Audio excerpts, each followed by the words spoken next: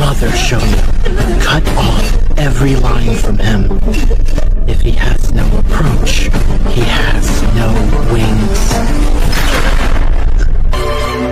Fly! Tie to the middle? It's wide!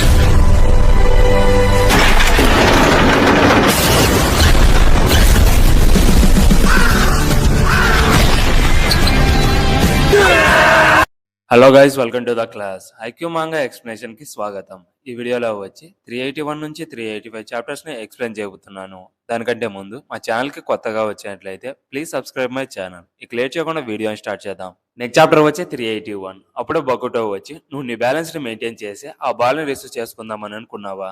ఎవరో ఆ sir ని రిసీవ్ చేసుకోలేరని చెప్తాడు. నెక్స్ట్ ఓడాయ్ వచ్చి ముందే తెలిసినట్టు ఆకాశ్ ని పిలిచి, ఆల్రెడీ గేమ్ స్టార్ట్ అయింది, ఎక్కడికి వెళ్తున్నావని అంటే, ఒనిగిరి షాప్ లో రైస్ బాల్ చాలా బాగుంటాయి, తొందరగా వెళ్ళకపోతే అయిపోతాయని చెప్పి రైస్ బాల్స్ ను కొనడానికి వెళ్ళిపోతాడు. ఇక్కడ మ్యాచ్ లో చూసుకుంటే ఇప్పుడు ఆచోమో సర్వ్ చేస్తే ఆ బాల్ అవుట్ సైడ్ లో పడుతుంది. అప్పుడే ఓసామో వైపు తిరిగి చూసి, నన్ను తిట్టుకుంటున్నావు కదా అని అంటాడు. నెక్స్ట్ నికోలస్ వచ్చి బ్లాక్ జాకల్స్ కోర్ట్ కార్నర్ లోకి సర్వ్ చేసి స్కోర్ చేస్తాడు. ఇక్కడ నికోలస్ వచ్చి జపనీస్ ప్లేయర్ కాదు, అతను బ్రెజిల్ ప్లేయర్, అలాగే వరల్డ్లోని బెస్ట్ ప్లేయర్ లో ఒకడు. అది చూసి షోయో, సాకుసా, ఆచోమో అండ్ బకుటో షాక్ అవుతారు. అలాగే ఎయిటర్ తన వైపు, వరల్డ్ క్లాస్ ప్లేయర్ గేమ్ ని చూడడం మాకు చాలా గర్వంగా ఉంది. బ్లాక్ జాకల్స్ ఇప్పుడు మీరు ట్రబుల్ లో ఉన్నారు, జాగ్రత్త అని చెప్తారు. ఇక నికోలస్ సెకండ్ సర్వ్ చేస్తే ఈసారి సాకుసా వచ్చి ఆ బాల్ ని రిసీవ్ చేసుకుంటాడు. అప్పుడే ఓసాము ఆత్సుమోతో, నేను హై స్కూల్ అయిపోయిన తర్వాత వాలీబాల్ ఆడను, ఫుడ్ సర్వీస్ లాంటిది పెట్టుకుంటున్నానని చెప్పిన మాటలు గుర్తు చేసుకుని, నన్ను చూడు నా ట్యూన్ తో మాస్టర్ ఈటర్స్ ని డాన్స్ చేపిస్తున్నానని చెప్తాడు.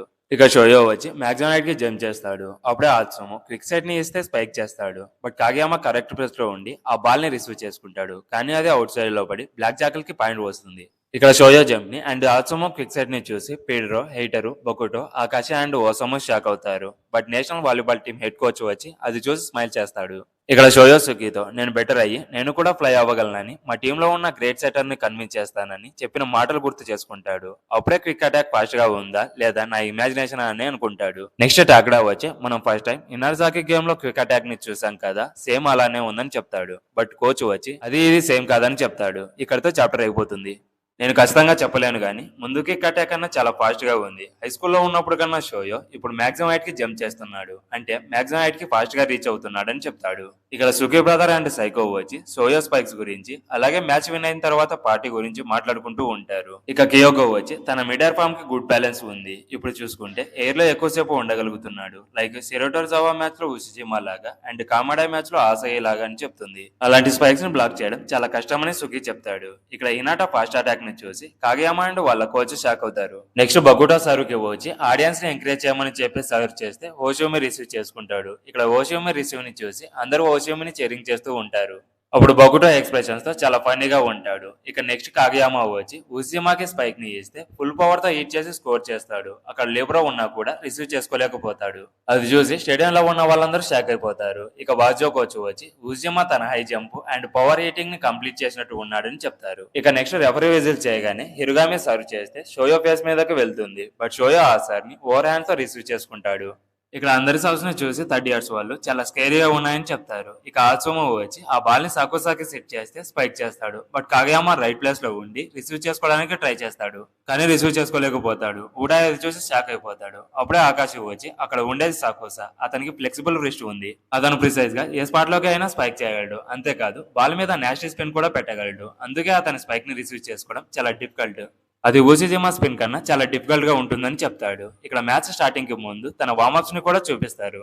ఇక్కడ డైజీ వచ్చి, కాగియామా నువ్వే ఆ స్పైక్ ని రిసీవ్ చేసుకోలేదు, దానికి ఎందుకు స్మైల్ వస్తుందని అంటాడు. ఇక్కడ నెక్స్ట్ ప్లాన్ లో చూసుకుంటే బిగ్ ప్లేయర్స్ అందరూ టీవీలో నికోలాస్ రొమేరియో మ్యాచ్ ని చూస్తూ ఉంటారు. ఇప్పుడు ఇనాటా వచ్చి జంప్ సర్వ్ చేస్తే అది కోర్ట్ అవుట్ సైడ్ లో పడుతుంది.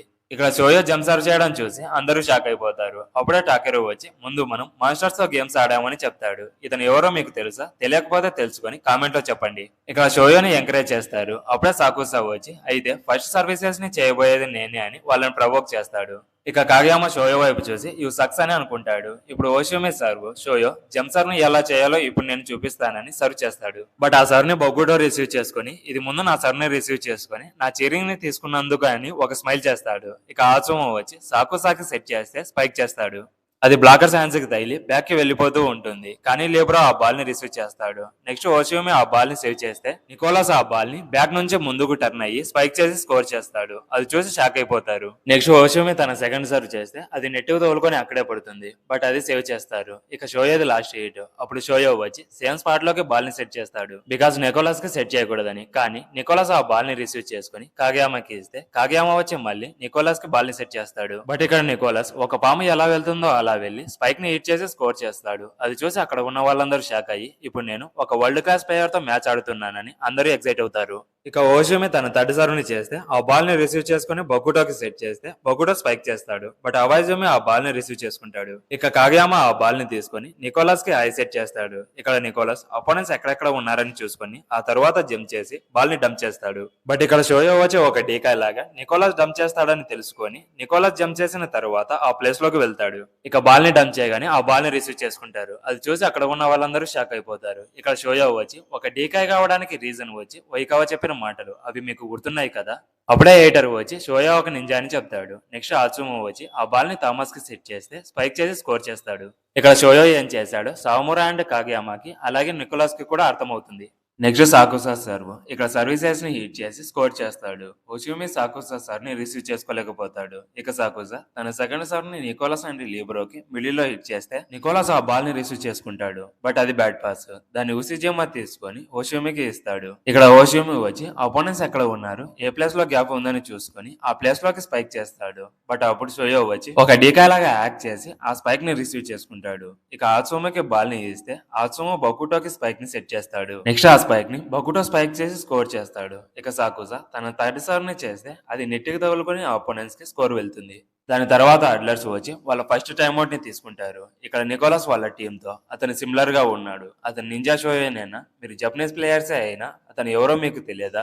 నా కొడుకు అతని గేమ్స్ ని టీవీలో చూసి బీచ్ వాలీబాల్ ఆడతానని అంటున్నాడు. ఇక్కడ నికోలస్ మాట్లాడేది షోయో గురించి అని అప్పుడు వాళ్ళకి అండర్స్టాండ్ అవుతుంది. అండ్ 30 years వచ్చి మ్యాచ్ లో షోయో డిఫెన్స్ ని చూసి షాక్ అవుతారు. ఇక్కడ సావమోరా ఆసయ్య అండ్ షాగ్వారతో తను కావాలని గ్యాప్ వదిలి అడ్లర్స్ ని హిట్ చేసేలా చేశాడు. అప్పుడు ఆ గ్యాప్ లోకి వెళ్లి ఆ బాల్ ని రిసీవ్ చేసుకుంటున్నాడని ఎక్స్ప్లెయిన్ చేస్తాడు. ఇక్కడ షోయో ఒక డీకాలాగా యాక్ట్ చేయడం చూసి సౌమురా అండ్ నికోలా స్మైల్ చేస్తే కాగయామా అండ్ ఓషియోమి షాక్ అవుతారు. అలాగే గోస్కి, కిరియు, డైచి, కునమి, సుకి అండ్ యామగుచి వీళ్ళందరూ షోయో డిఫెన్స్ ని చూసి షాక్ అవుతారు. ఇక పేడ్రోకి వచ్చి లూసియో చెప్పిన మాటలు ఇప్పుడు అండర్స్టాండ్ చేసుకుని అతను ఒక ఇండోర్ నింజా అని అంటాడు. నెక్స్ట్ బొకుటో అండ్ ఉసిజిమా స్పైక్ చేసి స్కోర్ చేస్తారు. బోత్ టీమ్ కి 1 point వస్తుంది. ఇప్పుడు నికోలా సర్వ్ చేస్తే ఆ బాల్ ని రిసీవ్ చేసుకుంటారు. ఇక్కడ షోయో వచ్చి స్లైడ్ జంప్ చేస్తాడు. సుగి అది చూసి షాక్ అవుతాడు. బట్ ఆత్సుమో వచ్చి హినాటాకి సెట్ చేయకుండా రైట్ లో ఉన్న సుగోకి సెట్ చేస్తే స్పైక్ చేసి స్కోర్ చేస్తాడు. ఇక్కడ ఆత్సుమో సెట్ ని అండ్ షోయో స్లైడ్ జంప్ ని చూసి షాక్ అవుతారు. ఇక్కడ ఆడియన్స్ వచ్చి హినాటా గురించి మాట్లాడుకోవడం విని మా గ్రేటెస్ట్ డికాయ్ ని చూస్తుంటే చాలా ప్రౌడ్ గా ఉందని 30 years వాళ్ళు మురిసిపోతారు.